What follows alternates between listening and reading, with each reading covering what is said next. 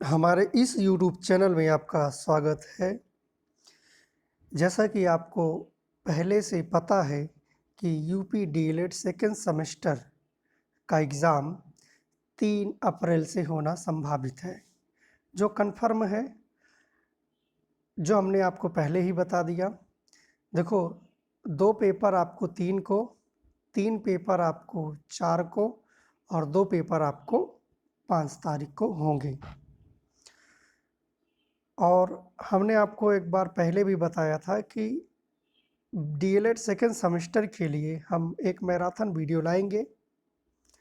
तो आज हम स्टार्ट करने चल रहे हैं प्रथम प्रश्न पत्र, जिसका नाम है वर्तमान भारतीय समाज एवं प्रारंभिक शिक्षा। तो इसमें हमने लमसम 2-3 घंटे कई किताबों को देखा और कल भी देखा, यानी इसमें ज़्यादा समय दे करके कंप्रेस करने की कोशिश की है। तो चलिए वीडियो को बिना देरी करे हुए शुरू करते हैं। सबसे पहले आप देखेंगे आदर्शवादी शिक्षा शास्त्री कौन कौन है। रविन्द्रनाथ टैगोर, महात्मा गांधी और प्लेटो हैं। एक चीज़ तो ये क्लियर हो गई। इसमें से अगर पूछ सकता है कि आदर्शवादी शिक्षा शास्त्री नहीं है, ये 3 का नाम दे देगा और एक कोई और दे देगा तो आप पहचान लेंगे। दूसरा, आदर्शवाद है, इसका उद्देश्य क्या है? इसका उद्देश्य है आत्मानुभूति, ये भी याद रखिएगा। आगे देखते, शिक्षा विकास है एवं विकास करना तथा अभिवृद्धि करना ही जीवन है। यह कथन किसका है? जॉन डीवी का है। अगर पूछेगा कि डेमोक्रेसी एंड एजुकेशन किसकी बुक है? जॉन डीवी की है। यानी हम देख लीजिए कितना निचोड़ करके आपके सामने लाए हुए हैं, इसको हल्के में ना लीजिएगा। अगला प्रश्न, वैदिक कालीन शिक्षा का पाठ्यक्रम में कौन कौन शामिल है? तो जो शामिल है और किसमें शामिल? अपराध विद्या के रूप में शामिल है। इतिहास, भूगर्भ शास्त्र, अर्थशास्त्र है, लेकिन नीति शास्त्र शामिल नहीं है। युग धर्म को याद रखिएगा परिवर्तन मान मूल्य से। युग धर्म परिवर्तन मान मूल्य। प्रश्नोत्तरी विधि के जनक कौन है? प्लेटो। प्रश्नोत्तरी विधि के जनक प्लेटो। एक कथन है, प्रत्येक वस्तु जो प्राकृतिक है अच्छी है, परंतु मनुष्यों के हाथ में खराब हो जाती है। जो व्यक्ति राजनीति विज्ञान से होंगे या नागरिक शास्त्र लिए होंगे इंटर में, उनको अच्छे से पता होगा। यानी रूसो का ये कहना था कि जितनी भी प्रकृति में उपस्थित वस्तुएं हैं वह सभी जो है अच्छी हैं अपने स्थान पर, लेकिन जब मानव के संपर्क में आ जाती हैं तो खराब हो जाती हैं। ये रूसो ने कहा। पूछ सकता एमिल किसकी पुस्तक है? रूसो के, जीन जान रूसो। प्रोजेक्ट विधि किस पर आधारित है? ये प्राकृतिकवाद पर।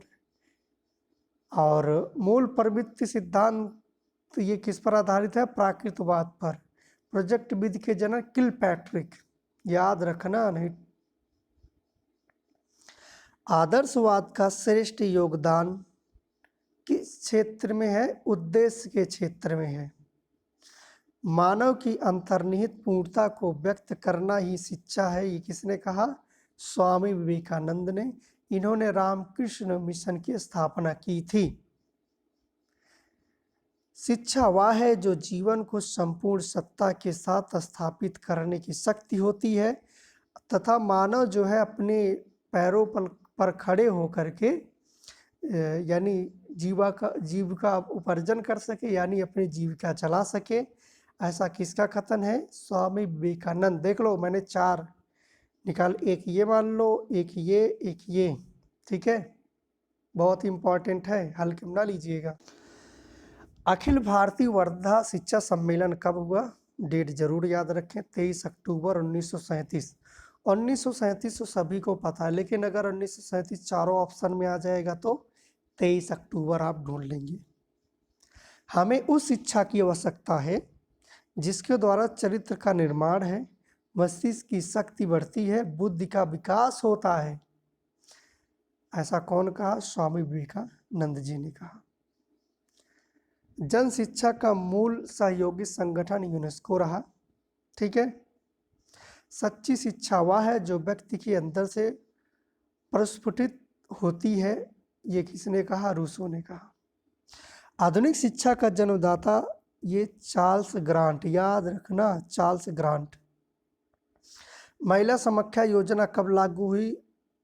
1989 में हुई। मूल्य वह है जो मानव की तुष्टि कर सके। ये किसने कहा? अर्बन ने कहा। किसने? अर्बन।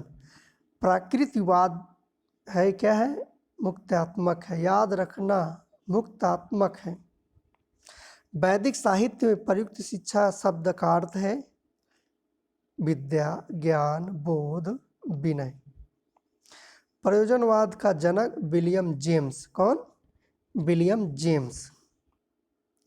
विलियम जेम्स और क्या कहता है? कथन है उसका, सर्वोत्तम शिक्षा वही है जो संपूर्ण दृष्टि से हमारे जीवन का सामंजस्य स्थापित करती है। ये किसने कहा? रविन्द्रनाथ टैगोर। किसने? रविन्द्रनाथ टैगोर। सर्वोत्तम शिक्षा वही है जो संपूर्ण दृश्य से हमारे जीवन का सामंजस्य स्थापित करती है। रविन्द्रनाथ टैगोर के बारे में सबसे पहले ये जान लीजिए, 1901 में शांति निकेतन स्थापित किए थे बोलपुर में, और 1913 में गीतांजलि इन्होंने लिखा था और नोबेल प्राइज मिला था। 1915 में नाइटहुड की उपाधि मिली थी। प्रयोजनवाद किस पर आधारित है? अनुभव केंद्रित है। अनुभव केंद्रित। विद्यालय समाज का लघु रूप है। ये किस वाद के अंतर्गत आता है? प्रयोजनवाद के अंतर्गत। विद्यालय समाज का लघु रूप है। किसने कहा? डीवी ने कहा, जॉन डीवी। ठीक है, याद रखना भाई। सीखने के लिए स्वतंत्रता एवं निरंतरता आवश्यक है। ये किसने कहा? फ्रॉबेल ने कहा। किंडरगार्टन की स्थापना कब की थी? 1905 में की थी। एक बार क्लियर कर लेती हैं। यहाँ पर हमने 1801 लिखा है, ये 1805 है। कितना है? 1805 है। ठीक है, ये हमारे ध्यान से हट गया था। 1805। ठीक है। और उसके बाद 1839 क्या है? इन्होंने किंडरगार्टन एक विद्यालय खोला, 1839। ठीक है। एक कथन है, बालक अपनी जन्मजात शक्तियों को अभिव्यक्त करता है। ये कथन किसका है? फ्रॉबेल का है। याद रखना, 4 क्वेश्चन थे यहाँ पर। सभी धर्मों के प्रति सहनशील अध्ययन को प्रोत्साहित करने का सुझाव किसने दिया? कोठारी आयोग ने दिया। इसकी नियुक्ति 1964 में हुई थी। राममूर्ति समिति का क्या उद्देश्य था? ये राष्ट्रीय शिक्षा नीति जो 1986 में बनी थी उसकी समीक्षा करना। कब? 1990 में। आगे देखते हैं, वुड का घोषणा पत्र या आज्ञा पत्र ये कब आया था? 19 जुलाई 1854। 1854 याद होगा, लेकिन 19 जुलाई नहीं याद होता है। स्वस्थ शरीर में स्वस्थ मस्तिष्क का निर्माण करती है, अरस्तु ने कहा था। किसने? अरस्तु। पांडिचेरी आश्रम, पांडिचेरी में आश्रम किसके द्वारा स्थापित किया था? अरविंद घोष। कौन? अरविंद घोष।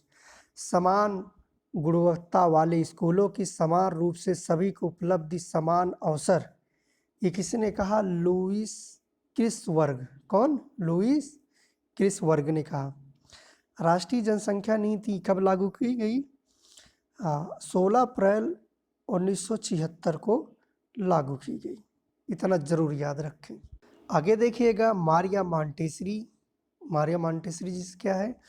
सबसे पहले ये कहाँ की थी? इटली की थी। इटली, इटली की थी। दूसरा नंबर भारत कब आई? 1939, जब फ्रॉबेल ने विद्यालय खोला। अब ऐसा मत मान लेना कि मारिया मॉन्टेसरी आने के बाद डायरेक्ट फ्रॉबेल के विद्यालय में ही चली गई। वो था 1839 भाई, ये 1939। थोड़ा ध्यान दीजिएगा। बालक को स्वयं ज्ञान प्राप्त करने के अवसर प्रदान करने चाहिए और उसमें कम से कम हस्तक्षेप करने चाहिए ताकि बालक अच्छे तरीके से सीख सके। या कथन किसका, मारिया मॉन्टेसरी। 4-4 बता रहे हैं आपको, श्योर है यहाँ से क्वेश्चन आने तय हैं। ठीक है। जनसंख्या शिक्षा में सबसे अधिक उत्तरदायित्व किसको दिया गया या किसके ऊपर पड़ा, ये शिक्षकों के ऊपर सबसे पड़ा। वैसे तो पेरेंट और भी लोगों के ऊपर पड़ा जरूर, लेकिन शिक्षकों पर विशेष तौर पर। प्राकृतिकवाद के दार्शनिक कौन है, स्पेंसर महोदय हैं। और प्राकृतवाद का अनुशासन क्या, मुक्तात्मक है, ये पहले गुजरा भी है। शिक्षा सामाजिक संबंधों का जाल है, ये किसने कहा भाई, मैकाइवर। विद्यालय कार्य संपादन है, कैसा, प्रगतिशील है। ठीक है। किसी राष्ट्र की उन्नति विधानसभाओं, व्यवसायों, कारखानों से नहीं बल्कि विद्यालय से होती है, किसने कहा, डॉक्टर राधाकृष्णन जी ने कहा, जब विश्वविद्यालय आयोग 1948 में बना था, इन्हीं के द्वारा, समिति के अध्यक्ष यही थे। एनसीईआरटी ने कितने मूल्यों को माना, 83। कितना, 83 भाई, 83। एनसीईआरटी का पूरा नाम पूछ लेगा तब क्या करोगे भाई, है national council education for research and training, याद रखना, टपक जाएगा। ठीक है। कब बना इसको भी बता दीजिए, तब जाने कि आप पढ़ रहे हो। बच्चे की समाजीकरण का आद्य व्यक्ति माता को माना जाता है। मूल्य संकट का मुख्य कारण स्वार्थपरता है। शिक्षा का कार्य उत्तम नैतिक चरित्र का विकास करना है, हर्बर्ट महोदय जी ने कहा था। हर्बर्ट महोदय की पंचपदी आपने सुना होगा। आगे देखेंगे, शिक्षा अर्थपूर्ण एवं नैतिक प्रक्रिया है, अतः वह कल्पना नहीं की जा सकती कि वह उद्देश्य विहीन है। यह कथन किसका है, रिवेलियन का है, रिवेलियन। इसमें रिवेलिन है, ठीक है, रिवेलियन भी अगर देखेगा तब पर मार दीजिएगा। ज्ञान वह पंख है जिसकी सहायता से कम स्वर की प्राप्ति कर सकते हैं।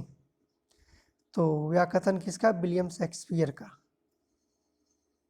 ठीक है, जाने माने हैं। समाज विहीन व्यक्ति कोरी कल्पना है, यह कथन किसका है, रेमंड महोदय। कौन, रेमंड महोदय का है। जहाँ पे हमने देखा कि ये पूरा बताना जरूरी है तो आपके सामने हम पेज ही ला देते हैं। प्रयोगवादी विचारधारा का सबसे बड़ा समर्थक दर्शन शास्त्री कौन था, वो टीपी नन था। कौन, टीपी नन। ठीक है, प्रयोगवादी विचारधारा का समर्थक टीपी नन।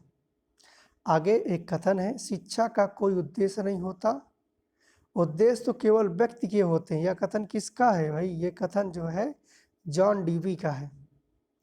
करके सीखो, लर्निंग बाय डूइंग का सिद्धांत किस विचारधारा पर आधारित है, ये जो है प्राकृतिकवाद पर आधारित है।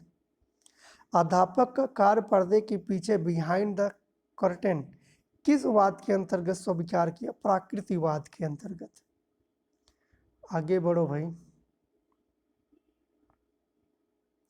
आदर्शवाद सत्य एवं यथार्थ रूप में किसे स्वीकार करता है, यह जो है आध्यात्मिक संसार को स्वीकार करता है। वाह वाला। प्रश्नोत्तरी विधि किसकी देन है, ये जो है सुकरात महोदय की देन है। संपूर्ण विश्व प्रगतिशील एवं विकास उन्मुख है, यह कथन किसका, हीगल महोदय। याद रखना। निम्न में से कौन सी शिक्षण विधि के प्रणेता प्लेटो हैं, प्लेटो जो है संबद्ध विधि के हैं। कौन, संबद्ध विधि, याद रखना भाई। स्कूल और समाज, स्कूल एंड सोसाइटी पुस्तक किसके द्वारा लिखी गई भाई, ये किसके द्वारा लिखी गई, जॉन डीवी के द्वारा लिखी गई।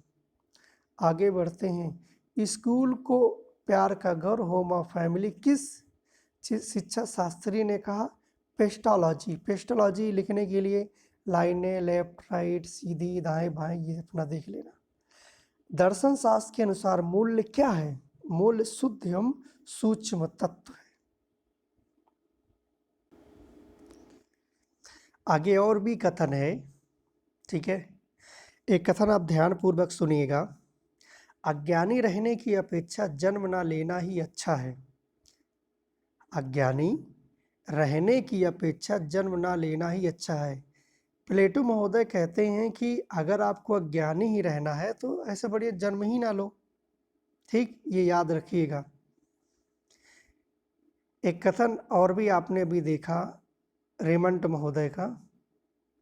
इन्हें टी रेमंड के नाम से भी जाना जाता है। ठीक है, टी रेमंड। इन्होंने कहा शिक्षा विकास का वह क्रम है जो बाल अवस्था से परिपक्व अवस्था तक चलता है। कहने का मतलब ये है कि रेमंड महोदय कहते हैं कि जो शिक्षा है वो बाल अवस्था से लेकर परिपक्व अवस्था तक चलता है, जिसमें मनुष्य आपको आवश्यकता अनुसार धीरे धीरे भौतिक, सामाजिक और आध्यात्मिक वातावरण के अनुकूल बना लेता है। ये जरूर याद रखिएगा। स्वस्थ शरीर में स्वस्थ मस्तिष्क का निर्माण, ये तो प्लेटो महोदय ने कहा, ये तो जानते ही हो।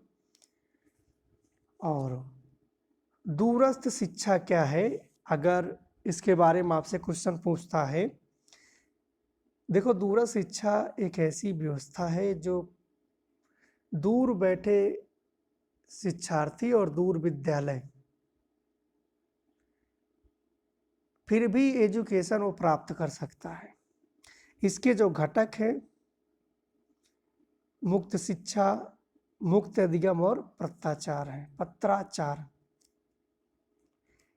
एक कथन और भी आपके सामने आ सकता, अनौपचारिक शिक्षा हो सकता, अभी हम देखो कवर करते हैं। पहले और थोड़ी इंपॉर्टेंट चीजें आपको बता देते हैं। वेद कितने हैं बता सकते हो? 4 हैं वेद, ऋग्वेद, यजुर्वेद, सामवेद और अथर्ववेद। एक कथन है सा विद्याया विमुक्ते विमुक्तये। इसका अर्थ जानते हो क्या है? यानी ऐसा ज्ञान जो उसे जीवन संसार के मोह से मुक्त प्राप्त करने में समर्थ बना सके, ये सा विद्या या विमुक्ति का अर्थ है।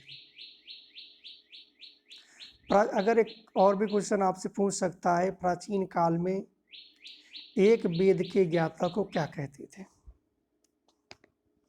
प्राचीन काल में एक वेद के ज्ञाता को स्नातक कहते हैं, जो आप बीए करते हो।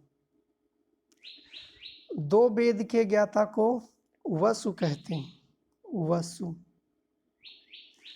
3 वेद के ज्ञाता को रुद्र और 4 वेद के ज्ञाता को आदित्य। ठीक है, ये याद रखिएगा। ठीक है, यानी एक वेद के ज्ञाता को स्नातक और 2 वेद के ज्ञाता को वसु और 3 वेद के ज्ञाता को रुद्र और 4 वेद के ज्ञाता को आदित्य कहते हैं। क्या आप बता सकते हैं वैदिक शिक्षा में 5 वर्ष की अवस्था पूर्ण करने के बाद जब गुरुकुल में प्रवेश लेता था तब कौन सा संस्कार होता? तब उसे चूड़ा कर्म संस्कार बोलते। क्या बोलते हैं? चूड़ा कर्म संस्कार। ठीक है, विद्यार्थी जीवन की समाप्ति पर कौन सा संस्कार होता था? देखो, जब वो प्रवेश लेता था तब तो चूड़ामणि संस्कार, लेकिन जब समाप्त करता था तो उसे समावर्तन संस्कार। क्या? समावर्तन, वेरी वेरी इंपॉर्टेंट है। आपने एक नाम सुना होगा डॉक्टर A.K. मुखर्जी। इन्होंने बौद्ध शिक्षा के बारे में क्या कहा पता है? बौद्ध शिक्षा प्राचीन ब्राह्मणीय शिक्षा प्रणाली का एक परिवर्तित रूप था। एक चीज और, बौद्ध शिक्षा की जो शिक्षण विधि थी वो लिखित नहीं थी, मौखिक थी, ओरल। एक कथन आपको ये ध्यानपूर्वक सुनिएगा। दान में सोना देने की अपेक्षा अपने बच्चों को शिक्षा देना श्रेष्ठ है। दान में अगर आप सोना देते हैं और अपने बच्चों को शिक्षा देते हैं, उसमें से कौन सा बेहतर है? शिक्षा बेहतर है। ये मोहम्मद साहब जी ने कहा था। इस्लाम धर्म में शिक्षा का ये महत्व है। हुमायूं नामा किसने लिखा? बाबर की पुत्री गुलबदन बेगम ने हुमायूं नामा लिखा था। मकतब जानते हैं? मकतब में गांव में मुस्लिम जो बस्तियां होती हैं, वहाँ पे मौलाना साहब, हाफिज साहब या कारी साहब छोटे छोटे बच्चों को पढ़ाते हैं, जिसमें कैदा, सिपारा, सरलन कुरान ऐसी होती हैं किताबें। उर्दू भी पढ़ाया जाता है। तो वहाँ भी बच्चे कितने साल के होते हैं तो जानने लगते हैं। 4 से 5 साल के होते हैं तो वहाँ भेजा जाता है, और उसी समय ही बिस्मिल्लाह संस्कार भी कराया जाता है। ठीक है। एक कथन और है आपके सामने। शिक्षा मनुष्य को पश्चिमी प्रवृत्तियों से ऊपर उठाने का कार्य करती हैं। ये किसने कहा? अरस्तू ने कहा। इवेल्युएशन ऑफ थ्योरी किसकी पुस्तक है? एडम्स की पुस्तक है। एडम्स ने शिक्षा को दो मुखी बताया। ठीक है, दो आधार, एक शिक्षक एक अध्यापक। लेकिन जॉन ड्यूबी ने त्रिमुखी बताया। शिक्षार्थी बोले या विद्यार्थी बोलो, अध्यापक और सिलेबस या पाठ्यक्रम। ठीक है।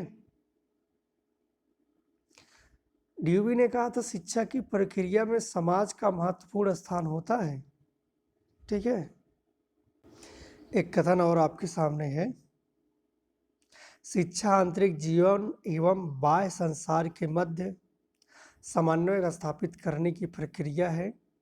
यह जो कथन है हर्बर्ट एवं स्पेंसर का है। अरस्तु ने कहा था शिक्षा व्यक्ति की शक्ति का विशेष रूप से मानसिक शक्ति का विकास करती है, जिससे कि वह परम सत्य, शिव और सुंदरम के चिंतन का आनंद उठा सके। ये अरस्तु महोदय ने कहा। सत्यम शिवम सुंदरम, ये आप जो है कहीं पे अगर अरस्तु का मान लीजिए एमसीक्यू में पूछता है, अरस्तु नहीं रहता तो प्लेटो पर लगाएंगे। महात्मा गांधी जी कहते हैं कि शिक्षा से मेरा तात्पर्य है कि बालक और मनुष्य के शरीर, मस्तिष्क व आत्मा का उत्कृष्ट विकास हो। ठीक है। अब आपके सामने प्रश्नों की श्रृंखला देख रहे हैं। देखिए, प्रश्न इस प्रकार हैं। शिक्षा की अवधारणा स्पष्ट करते हुए इसका महत्व बताइए। और दूसरा प्रश्न है शिक्षा का अर्थ बताते हुए महत्व पर प्रकाश डालिए। ये जो दो प्रश्न है दोनों एक ही हैं। एक तो शिक्षा का जो अर्थ है वो दो रूपों में लिया जाता है। पहला व्यापक अर्थ, दूसरा संकुचित अर्थ। संकुचित अर्थ का मतलब ये है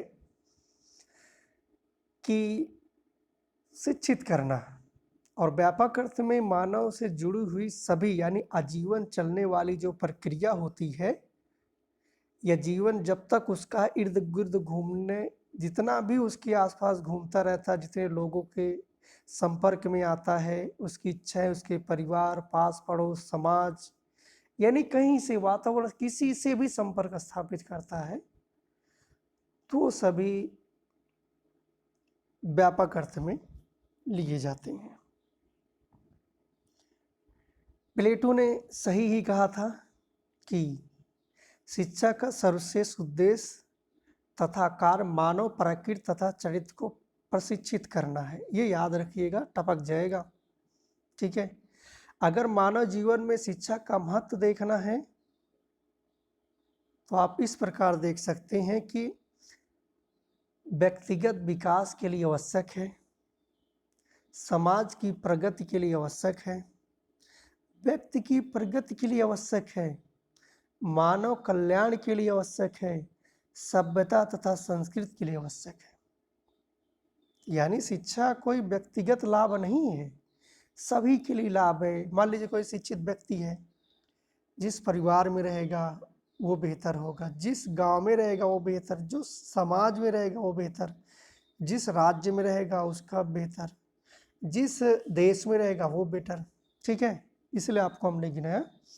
यानी समाज की, व्यक्तिगत विकास, राष्ट्र की, मानव कल्याण की, सभ्यता एवं संस्कृति सबके लिए आवश्यक है। ठीक है, आगे हमने अभी बोला था ना संकुचित अर्थ में शिक्षा का क्या अर्थ है। इसका सिर्फ इतना मतलब है कि स्कूली शिक्षा से ही है, यानी एक बालक है, पढ़ लिख लेगा, स्कूली शिक्षा प्राप्त कर लेगा, एक नौकरी प्राप्त कर लेगा, बस इतना ही उसका विकास होना चाहिए, इतना उसको मिलना चाहिए। ये अर्थ है संकुचित अर्थ का। आगे आपके सामने शिक्षा की संकल्पना स्पष्ट कीजिए। शिक्षा स्वयं को पहचानने की, अपने अंदर निहित शक्तियों को पहचानने की एक क्षमता है, समझ लीजिए। जो आंतरिक या बाह्य जो भी उसकी शक्तियां, उसको विकसित करना ही विकसित जो है शिक्षा के द्वारा ही किया जाता है। शिक्षा बालक के नैतिक, शारीरिक, संवेगात्मक, बौद्धिक एवं आंतरिक ज्ञान को बाहर लाने में योगदान देती है, और शिक्षा व्यक्ति के जीवन में ऐसा परिवर्तन लाती है जिससे वह निरंतर उत्कृष्टता की ओर अग्रसर हो सके। आगे प्रश्न है आपके सामने, अमूल्य धन किस प्रकार, यानी जो शिक्षा है अमूल्य धन किस प्रकार है। आपने कहावतें सुनी होगी, किम किम ना साधयाति कल्प कल्प कल्पलतेव विद्या, कल्पलतेव विद्या अर्थात विद्या या शिक्षा कल्पता यानी कल्पना के समान है, जो सभी चीजों की पूर्ति करने वाली होती है। मानव जीवन में शिक्षा का क्या स्थान है। अगला प्रश्न आपके सामने दिख रहा है, मानव जीवन में शिक्षा का क्या स्थान है। देखो, अगर मानव जो है शिक्षा प्राप्त कर लेता है तो वो जो पशुवत व्यवहार करता है या कुछ अलग सा व्यवहार करता है वैसा नहीं करेगा। वह शिक्षा के द्वारा ही अपना सर्वांगीण विकास करने और अपने को अन्य चेतन प्राणियों से अलग रखता है। अभी अभी एक गुजरा, शिक्षा एक त्रिमुखी या त्रिभुजी प्रक्रिया है, जॉन डीवी ने कहा था। ठीक है, कि शिक्षा एक त्रिमुखी जो है प्रक्रिया है, जॉन डीवी। लेकिन एक एडम महोदय थे, उन्होंने कहा नहीं भाई, शिक्षा एक द्विमुखी प्रक्रिया, हम उल्टा बता दे रहे हैं आपको, ऐसा समझो। पहले एडम महोदय थे, एडम या एडम्स, उन्होंने कहा कि शिक्षा एक द्विमुखी प्रक्रिया है। तो जॉन डीवी ये बोले नहीं भाई, शिक्षा एक त्रिमुखी व्यवस्था है। देखो, लर्नर होना चाहिए, टीचर होना चाहिए और मटेरियल होना चाहिए। एडम्स ने तो इतना माना था, लेकिन डीवी ने हम जोड़ दिया, एलएमटी बन गया। ठीक है, अगला प्रश्न आपके सामने है, वैदिक कालीन शिक्षा की विशेषताएं बताइए। देखिए, विशेषताएं तो बहुत सारी हैं, मेन आप नोट कर लीजिए। पहला, उपनयन संस्कार। उपनयन संस्कार का अर्थ है गुरु के पास ले जाना, यानी यहीं से जो है शिक्षा पद्धतियां शुरू होती थी, यानी शिक्षण कार्य शुरू होते थे। शिक्षण, और अगला है शिक्षण का समय और अवधि। ये जो है प्रायः जो है 12 वर्ष तक की निश्चित रहती थी। ठीक है, और शिक्षण संस्थाएं और पाठ्यक्रम में ज्योतिष, इतिहास, दर्शन, राजनीति शास्त्र, अर्थशास्त्र, कृषि, मूर्तिकला, वास्तुकला, सैनिक दीक्षा, आयुर्वेद, सर्व विज्ञान। अगला है आप, हाँ लेकिन हाँ एक चीज़ और, पाठ्यक्रम में संस्कृत ज्ञान आवश्यक था भाई, संस्कृत ज्ञान दिया जाता था। और इसमें शिक्षण विधियाँ, प्रश्नोत्तर, व्याख्यान, वाद विवाद, क्रियात्मक और शिक्षा परीक्षा प्रणाली भी थी, औपचारिक थी, वित्त व्यवस्था भी थी। ठीक है, इतनी बहुत है। आगे है आपके सामने अगला प्रश्न, शिक्षा मानव जीवन की विकास की वह प्रक्रिया है जो शैशव अवस्था से प्रौढ़ावस्था तक चलती है। अर्थात शिक्षा विकास का वह क्रम है जिससे मानव जीवन अपने आप को आवश्यकता अनुसार भौतिक, सामाजिक तथा आध्यात्मिक वातावरण के अनुसार बना लेता है। यह कथन रेमंड महोदय का है। किसका है? रेमंड महोदय का है। ठीक है, याद रखना। शिक्षा का महत्व स्पष्ट कीजिए, ये आप लिख सकते हो आराम से। अगला प्रश्न, शिक्षा के व्यक्ति संबंधी कार्य कौन से हैं? देखिए, कई प्रकार के कार्य हैं। पहला समझ लीजिए, आंतरिक शक्तियों का विकास। अगला, संपूर्ण व्यक्तित्व का विकास, नैतिक उत्थान का विकास, आत्मनिर्भर बनाना, भावी जीवन की तैयारी करना, मानवीय गुणों का विकास करना, आवश्यकता की पूर्ति में सक्षम बनाना, जन्मजात प्रकृतियों में सुधार करना, प्रकृति और प्रवृत्तियों में सुधार करना। ठीक है। अगला प्रश्न है, शिक्षा के समाज संबंधी कार्य। ठीक है, कौन कौन से हैं? देखिए, सामाजिक नियमों का ज्ञान, प्राचीन साहित्य का ज्ञान, कुरीतियों के आवरण में सहायता, सामाजिक भावना का विकास, सामाजिक उन्नति में सहायता, धर्मों के विषय में उदार दृष्टिकोण। ठीक है, आगे चलते हैं। शिक्षा के राष्ट्र संबंधी कार्य बताइए, ये वाला प्रश्न। ठीक, देखिए, भावात्मक एकता, कुशल नागरिक, राष्ट्रीय विकास, राष्ट्रीय एकता, सार्वजनिक हित, राष्ट्रीय आय, राष्ट्रीय अनुशासन, अधिकार एवं कर्तव्य का ज्ञान शिक्षा के माध्यम से संभव है। शिक्षा के उद्देश्यों से क्या अभिप्राय, ये भी लिख सकते हो। शिक्षा के दो उद्देश्य अगर पूछ सकता है तो क्या आप लिखोगे? ये भी आपको पता है कि चरित्र का निर्माण, शारीरिक, मानसिक, ज्ञान, जीविका उपार्जन, संस्कृति। अब बेसिक है। ठीक है, थोड़ा बहुत आप लिखने का प्रयास कर लीजिएगा। अगला प्रश्न आपके सामने है, शिक्षा के जीविकार्जन के उद्देश्य का क्या महत्व है, ये भी लिख सकते हैं।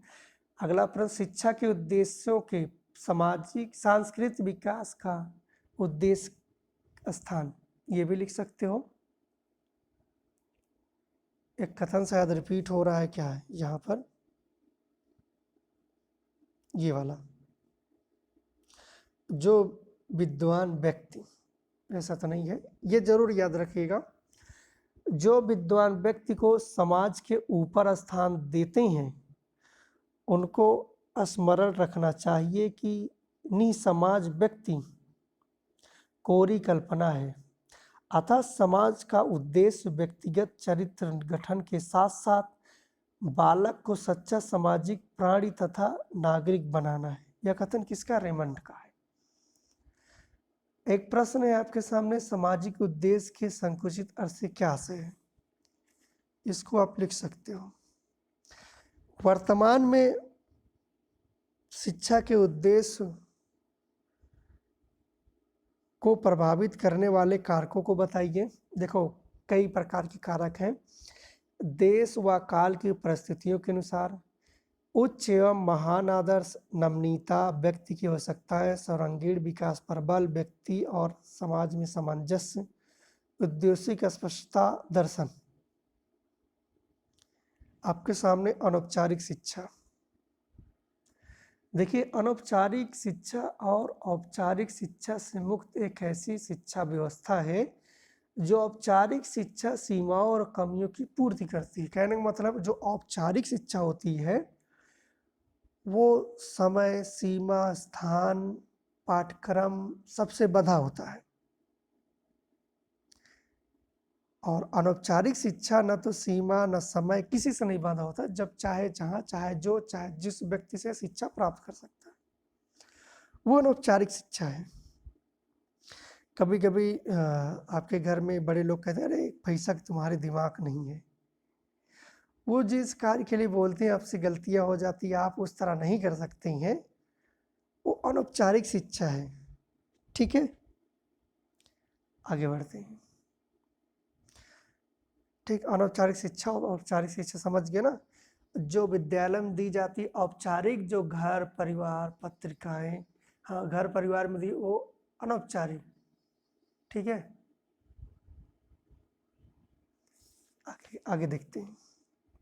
दूरस्थ शिक्षा, दूरस्थ शिक्षा का मतलब ये है कि विद्यार्थी कहीं और बाल विद्यालय कहीं और, वहाँ से आप जो प्राप्त करते हैं शिक्षा, उसे ही हम दूरस्थ शिक्षा कहते हैं। इसके 3 घटक होते हैं, मुक्ति, अधिगम, मुक्त शिक्षा एवं पत्राचार।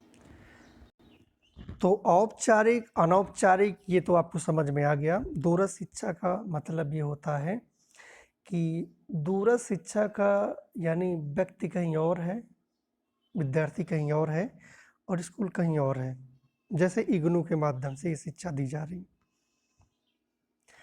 आगे पत्राचार का मतलब है पत्र के माध्यम से शिक्षा व्यवस्था प्रदान करना। इसमें जो है डाक के माध्यम से शिक्षण सामग्री भेजी जाती है विद्यार्थी तक। आगे आपको आपकी दी से दूरस्थ शिक्षा को किन किन माध्यमों से प्राप्त किया जा सकता है। हमारे अनुसार तो किताबों द्वारा और अध्ययन समूह द्वारा, कंप्यूटर द्वारा, श्रव्य और दृश्य सामग्री द्वारा, रेडियो और दूरदर्शन द्वारा। पहले इसके बहुत सारे प्रयास किए गए भारत सरकार के माध्यम से, यानी टीवी पर प्रसारण आता था। शायद अब आता है कि नहीं, हमको इतना आइडिया नहीं है, लेकिन उसमें बहुत अच्छे तरीके से जो शिक्षक होते थे वो किसी विश्वविद्यालय या विद्यालय के सरकारी अध्यापक हुआ करते थे, बहुत अच्छा पढ़ाते थे। हाँ, ऐसी टॉपिक बताते भी थे जो आसानी समझ में आ जाती थी। ठीक है, अगला प्रश्न आपके सामने, वैदिक शिक्षा का मुख्य उद्देश्य क्या है? क्या मुख्य उद्देश्य क्या था? मुख्य उद्देश्य ये था कि ऐसा ज्ञान जो जीवन संसार के मोह से मुक्ति प्राप्त करने में समर्थ बना सके, जिसे संस्कृत में बोलते हैं सा विद्या या विमुक्ति। आगे बढ़ते हैं। गुरुकुल प्रणाली के पाठ्यक्रम के कौन कौन से विषय शामिल हैं? देखिए, इसमें वेद, उपनिषद, पुराण, नीतिशास्त्र, इतिहास, गणित, भाषा, कला, विज्ञान, शिल्प, कृषि, पशुपालन, अर्थशास्त्र, सैन्य विज्ञान, संस्कृत, हाँ ये सभी शामिल थे। इन सभी का माध्यम संस्कृत भाषा था। वैदिक साहित्य में शिक्षा शब्द का प्रयोग किन अर्थों में किया गया? यानी जिन अर्थों में किया गया, विद्या, ज्ञान, बोध और विजय के रूप में किया गया। बौद्धकालीन शिक्षा के उद्देश्य क्या थे? बेसिकली जो सभी का होता वही होता है, लेकिन थोड़ा सा ये अंतर है कि मुख्य जो लक्ष्य था वो सत्य खोज या निर्वाण प्राप्त करना था, बस। आगे चलते हैं। बौद्ध शिक्षा क्या है? या फिर आप बोल सकते हो कि देखो कितनी बार आया है, बौद्ध शिक्षा क्या है और बौद्धकालीन शिक्षा व्यवस्था के गुण, बौद्धकालीन शिक्षा की किन्हीं 2 विशेषताएं। ठीक है, विशेषताएं या गुण एक ही है। पहला तो संघ, दूसरा छात्र की दिनचर्या, तीसरा गुरु और शिष्य का संबंध, यानी जो शिष्य हुआ करते थे गुरु के पास ही रहा करते थे, मठों की व्यवस्था, अध्ययन पद्धति, स्त्री शिक्षा, यानी जो स्त्री शिक्षा दी जाती थी, जैसे जो पुरुष हुए करते थे उनको बिच्छू, और जो स्त्रियां होती थी उन्हें बिच्छुड़ी। आगे है जनसाधारण की शिक्षा, शिक्षा आरंभ करने की आयु, अध्ययन की अवधि, ये अवधि जो है 12 वर्ष की होती थी। ठीक है। अध्ययन के विषय संस्कृत साहित्य, न्याय शास्त्र, चिकित्सा, दर्शन, तर्कशास्त्र, धर्म, ये सभी आपके थे। ठीक है। आपसे और पूछ सकता है कि बौद्धकालीन शिक्षा के प्रमुख केंद्र कौन कौन हैं। तो नालंदा तो बहुत फेमस है, लेकिन और भी आप याद रखिएगा, नालंदा जरूर याद रखिएगा। आपके एग्जाम में एमसीक्यू या अति लघुत्तरी में नालंदा ही करिएगा। ठीक है। बौद्धकालीन शिक्षा के प्रमुख केंद्र नालंदा।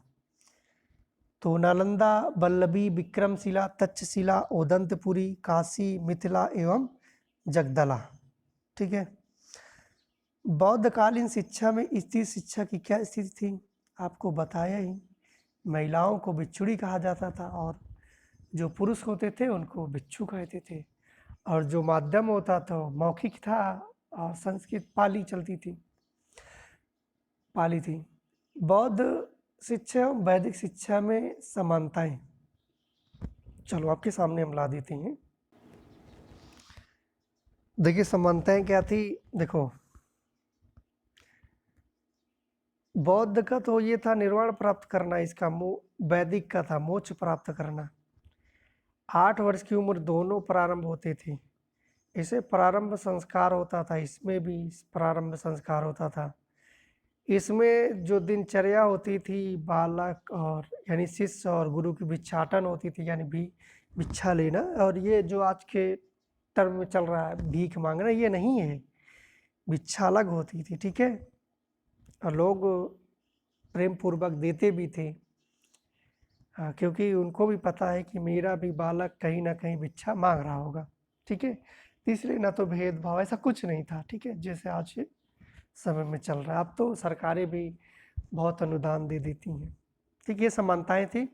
अगर अंतर अंतर पूछे या असमानताएं पूछे तो आप इस प्रकार देखो, बौद्ध में था तो बौद्ध धर्म का प्रचार, और वैदिक में था ब्राह्मण धर्म। और बौद्ध में संघ का वर्चस्व था, वैदिक में गुरु का। बौद्ध में समुदाय प्रधान थी शिक्षा, और वैदिक में परिवार प्रधान, यानी बालक पढ़ लिख करके परिवार में ही जाएगा। बौद्ध में धीरे धीरे जो है विलासिता की ओर चल गया, लेकिन वैदिक शिक्षा सादगीपूर्ण ही थी। और बौद्ध में उपसंपदा संस्कार होता, जो आजीवन, अगर होने के बाद आजीवन ब्रह्मचर्य का पालन करना पड़े, स्त्री से दूर रहना पड़ेगा। और इसमें यानी जब वैदिक शिक्षा में क्या था, यानी समावर्तन के बाद आप गृहस्थ में प्रवेश करते थे। और संघ में पुरुष या स्त्री साथ रहते थे, लेकिन गुरुकुल में ऐसा नहीं था, सिर्फ पुरुष रहते थे। बौद्ध में पाली भाषा थी, जिसे जन भाषा बोलते हैं, और वैदिक में संस्कृत थी। ये याद रखिएगा, यहाँ से बहुत सारे क्वेश्चन आपके सॉल्व हो जाएंगे। और यहाँ पे जाति जो है धर्म से परे थी, यहाँ पे जात पर आधारित शिक्षा ही थी। बौद्ध में संघ का विद्यालय पर नियंत्रण था। ठीक है। संघ ही विद्यालय को नियंत्रित करता था, गुरुकुल में ये नियंत्रित से नहीं था। अगला प्रश्न है, मुस्लिम शिक्षा के प्रमुख केंद्र कौन कौन थे। आगरा, दिल्ली, जौनपुर, बीदर, लाहौर, अजमेर, लखनऊ, बीजापुर, गोलकुंडा, मालवा, जालंधर और मुल्तान, ये थे आपके। ठीक है। आगे आप देखिएगा, मध्यकालीन शिक्षा का उद्देश्य, ये भी आप लिख सकते हो। ठीक है। और उसके बाद मुस्लिम कालीन शिक्षा की विशेषताएं, इसमें जैसे मौखिक एवं व्यक्तिगत शिक्षा थी, शिक्षा निःशुल्क थी। ठीक है। राज्य में संरक्षण दी जाती थी। आगे मुस्लिम कालीन शिक्षा में गुरु शिष्य संबंध कैसा था। पहले के ये मानना था कि गुरु के बिना ज्ञान नहीं होगा, मुस्लिम में भी यही कॉन्सेप्ट होता था। और भिक्षाटन वाला सिस्टम मुस्लिम में भी होता है, जैसे चंदा बोलते हैं। तो जैसे मदरसा होता है तो उसमें चंदा जा कर के समय पर जैसे गेहूँ कट जाता है तो चंदा वसूला जाता है, तो साल भर का अपने खाने का जुगाड़ हो जाता है। लॉर्ड मैकाले ने किस सिद्धांत का प्रतिपादन किया? निस्यंदन सिद्धांत। इसको ध्यानपूर्वक समझ लीजिए, निस्यंदन सिद्धांत क्या है। ये 1835 ठीक है में आया था। निस्यंदन सिद्धांत का मतलब ये है कि जो जनसमूह में शिक्षा उच्च वर्ग से छनकर पहुंचे, यानी बूंद बूंद करके लाभदायक शिक्षा नीचे की ओर बहे, जिससे कि वह कुछ समय में चौड़ी व विशाल धारा में बदलकर सूखे क्षेत्रों का सिंचन करे। आगे प्रश्न है वुड डिस्पैच।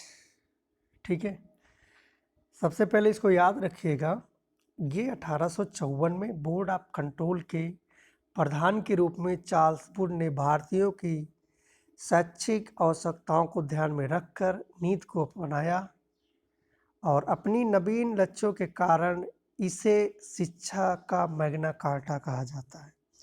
शिक्षा का मैग्ना कार्टा, इसको जरूर याद रखिएगा।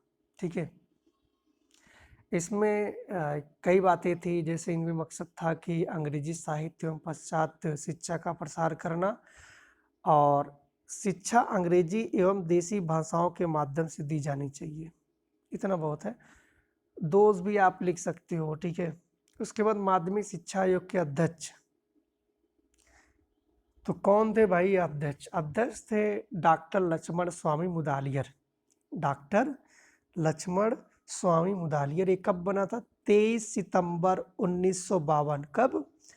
23 सितंबर 1952। Hunter commission. ठीक है, ये भी याद रखिए। मैकाले अभी आपका गुजरा, ये भी आपका याद रखेंगे। गोखले महोदय को जानते हो आप, ठीक है, गोपाल कृष्ण गोखले।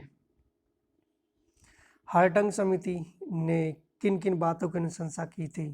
मौर्य मॉन्टेसरी पद्धति की विशेषताएं। ठीक है, और हमें लगता है आप इसको आसानी लिख सकते हैं। आदर्शवाद के अनुसार शिक्षा क्या है? आदर्शवाद के अनुसार शिक्षा क्या उद्देश्य है? ठीक है,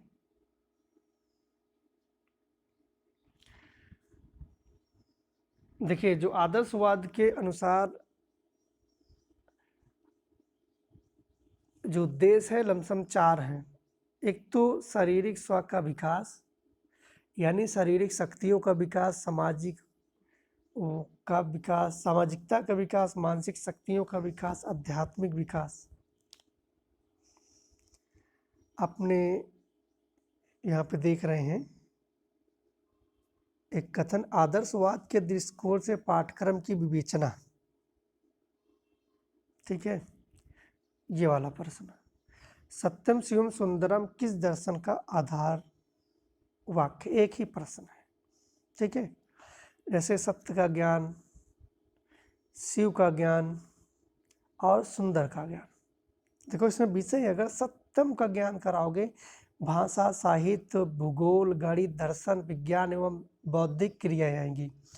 और शिवम का ज्ञान कराओगे तो धर्म शास्त्र, नीति शास्त्र, राजनीति शास्त्र, अर्थशास्त्र, समाजशास्त्र, समाज सेवा, मानव सेवा और शारीरिक क्रिया, स्वास्थ्य सेवा, ये सब आएंगी, सैनिक शिक्षा, ये सब। सुंदरम ज्ञान कराने वाले विषय कविता, संगीत, कला, कौशल, निर्माण, रचना, ये सब। आदर्शवादी विचारकों द्वारा किन शिक्षण विधियों को अपनाया गया? ठीक है, तो आपके सामने हम ला देते हैं किन पद्धतियों को अपनाया गया, ज़्यादा बेटर होगा।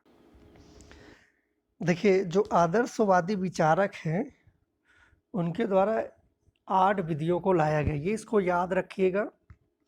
अगर आदर्शवादी विचारक ना लिखने का आएगा तो पूछ सकता, प्रश्नोत्तरी विधि के जनक सुकरात, संवाद विधि के प्लेटो, आगमन और निगमन अरस्तु। आगमन का मतलब ये है, सबसे पहले आप जो है मान लीजिए नाउन पढ़ा रहे हो तो पहले अगर परिभाषा देते हो, उदाहरण बाद में देते हो तो निगमन विधि कहलाएगी, और पहले उदाहरण देते हो फिर बाद में परिभाषाएं देते हो, निगमन आगमन विधि कहलाएगी। ठीक है, तो आगमन निगमन, निगमन मतलब नियम पहले बताओ फिर उदाहरण, और अगर पहले उदाहरण और बाद में नियम बताओगे तो आगमन। पेस्टोलॉजी अभ्यास विधि, प्रशिक्षण एवं क्रिया विधि। हर्बर्ट निर्देशन विधि, फ्रॉबेल खेल विधि, हीगल तर्क विधि। याद रखिएगा नहीं तो कहीं सरक जाएगा 2 नंबर। आगे देखते हैं, आदर्शवाद के अनुसार शिक्षक का क्या स्थान है। शिक्षक का बहुत ही महत्वपूर्ण स्थान है। ठीक है, आदर्शवादी विचारक शिक्षार्थी में किन गुणों का समावेश करना चाहते हैं। वो समावेश करना चाहते हैं कि उच्च संकल्पना शक्ति, मूल्यों में विश्वास रखने वाला, सच्चरित्रता, विनयशीलता, गुरु भक्ति, ईश्वर में विश्वास रखने वाला, परोपकारी, सर्वहितकारी, न्यायप्रिय, सद्मूल्यों से युक्त, निर्णय लेने में समर्थ। अगला प्रश्न आपके सामने, आदर्शवाद के अनुसार अनुशासन क्या है। आदर्शवादियों का विश्वास है कि विद्यार्थी का पूर्ण विकास तभी हो सकता है जब वह अनुशासन में रहे। अगर वह अनुशासन में नहीं रहता है तो उसका विकास नहीं हो सकता है। आदर्शवाद के अनुसार विद्यालय के प्रमुख कार्य, ये वाला प्रश्न, ये वाला लिख ही सकते हो आराम से। आदर्शवाद की प्रासंगिकता क्या है ये भी आप लिख सकते हैं। सत्यम शिवम सुंदरम। प्राकृतिकवाद की परिभाषा, यहाँ पे मामला फंस सकता है। ठीक है, प्राकृतिकवाद जेम्स वार्ड के अनुसार प्राकृतिकवाद वह सिद्धांत है जो प्रकृति को ईश्वर से पृथक करता है, आत्मा को पदार्थ के अधीन करता है, अपरिवर्तनीय नियमों को सर्वोच्चता प्रदान करता है। ये जेम्स वार्ड का कथन है। ब्राइस का कहना है कि प्राकृतिकवाद एक प्रणाली है जिसकी प्रमुख विशेषता आध्यात्मिकता का विरोध या बहिष्कार करना है। प्राकृतिकवादी दर्शन की विशेषताएं, ये भी आप लिख सकते हो। प्राकृतिकवादी शिक्षा की विशेषताएं आराम से लिख सकते हो जो मन कहे। एक प्रश्न, रूसो का जन्म कब और कहाँ हुआ था। रूसो का जन्म इटली में जिनेवा में 1972 में हुआ था। ठीक है, रूसो के अनुसार शिक्षा का उद्देश्य, ये भी लिख सकते हो। ठीक है, प्राकृतिकवाद के अनुसार पाठ्यक्रम के स्वरूप का विवेचन, ये भी लिख सकते हैं। शिक्षण विधियों के प्रमुख प्राकृतिकवाद की क्या देन है। देखिए, स्वाधिगम विधि, करके सीखना या क्रिया विधि, खेल विधि, भ्रमण विधि। भ्रमण विधि का मतलब है बाहर ले जाए शिक्षक और उसको बच्चों को दिखाए। आगे प्राकृतिकवादियों, आगे बढ़ते हैं। प्राकृतिकवादियों ने कौन कौन सी शिक्षण विधियों का समर्थन किया। ठीक है, इसको जरूर याद रखिएगा। तो आपके सामने हम लाते हैं। देखिए, डाल्टन प्रणाली, ह्यूरिस्टिक और निरीक्षण, मॉन्टेसरी योजना और किंडरगार्टन। ठीक है, इनको जरूर याद रख ले कौन किस कैसे दिया है। अगला प्रश्न है, प्राकृतिकवाद के अनुसार शिक्षक की भूमिका व शिक्षण विधियों पर प्रकाश डालिए। इसको ये हो चुका है। आगे, प्राकृतिकवाद के अनुसार शिक्षक की भूमिका व शिक्षण विधियों पर प्रकाश डालिए। ये भी आप लिख सकते हैं।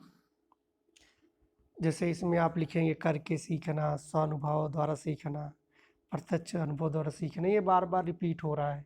ठीक है, अब हम बीच बीच में करेंगे जो बहुत बहुत इम्पॉर्टेंट है। अदरवाइज़ आप इसको पढ़ करके सॉल्व कर सकते हैं। ठीक है, इससे बाहर एक भी क्वेश्चन नहीं जाएगा। ठीक, चलिए आगे बढ़ते। आपके सामने है आदर्शवाद और प्राकृतिकवाद। इसमें जो है अंतर क्या है। देखो, आदर्शवाद आत्मानुभूति है और प्राकृतिकवाद आत्मव्यक्ति है।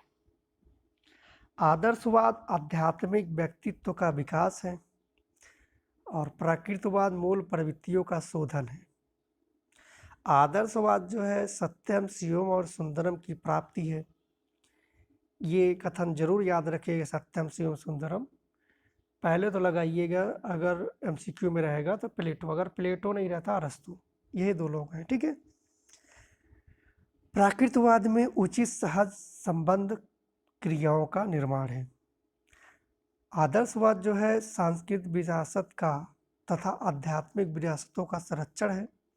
प्राकृतवाद प्रजातीय प्रगति को प्राप्त करना है। पवित्र जीवन की प्राप्ति आदर्शवाद है। जीवन में संघर्ष करने की तैयारी है। चरित्र निर्माण जो है आदर्शवाद है। व्यक्तित्व का विकास जो है प्राकृतवाद है, ठीक है। प्रयोजनवाद का किन विद्वानों ने क्या क्या नामकरण किया, ध्यान से देखिएगा। चार्ल्स सैंडर्स पियर्स ने अर्थक्रियावाद या व्यवहारवाद नाम दिया। जेम्स ने अनुभववाद या फलवाद दिया। जॉन डीबी ने साधनवाद या करणवाद या पुनर्संरचना या प्रयोगवाद। किलपैट्रिक ने ही प्रयोजनवाद नाम दिया। और आप याद रखिएगा कि स्वामी विवेकानंद ने एक कथन कहा था कि हम लोग एक ही लक्ष्य पर विभिन्न रास्तों से पहुंचते हैं। ये रास्ते 4 वर्गों में से है: कर्म का मार्ग, प्रेम का मार्ग, ज्ञान का मार्ग और धर्म का मार्ग, ठीक है। स्वामी विवेकानंद का बचपन का नाम जो था वो नरेंद्र दत्त था। क्या था? नरेंद्र दत्त। टैगोर की कौन कौन सी रचनाएं हैं? उत्सवर, दिन, पूर्व पश्चिम, गीतांजलि, शिक्षा हेरफेर, धर्म, शांति निकेतन, शिक्षा विधि, स्त्री शिक्षा और माई स्कूल, ठीक है।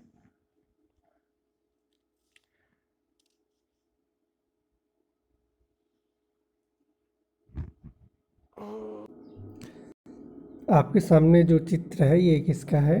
भूमंडलीकरण, यानी संपूर्ण विश्व एक परिवार के रूप में आप देख सकते हैं क्या क्या चीज़ें आ जाती हैं, और शिक्षा व विद्यार्थी के रूप में क्या क्या चीज़ें आ रही हैं।